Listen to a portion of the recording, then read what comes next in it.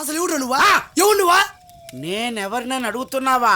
Entire ఈ శ్మశానానికి కాటి కాపరి రాజన్న అయితే అతని కుడి భుజం. నా పేరు అప్పన్న. Nice meeting you. అసలు నేను ఇక్కడ ఎందుకున్నాను తెలుసు నీకా? నాకు దెయ్యాల మీద సినిమాలు తీసి తీసి తీసి తీసి బోరుగుంటూ రోత పుట్టేసింది. ఈసారికి డైరెక్ట్ గా శ్మశానంలో ఉండే శవాల మీద సినిమాలు తీసి గొప్పగా ట్రెండ్ సెట్ చేద్దామని వచ్చినా. అర్థమైంది నీకా? ఆడియన్స్ చెప్పడానికి ఏదైతే ఎవరు నువ్వా? ఏమీ లేదు బాబు. నీకో విషయం చెప్పమంటావా? చెప్పండి.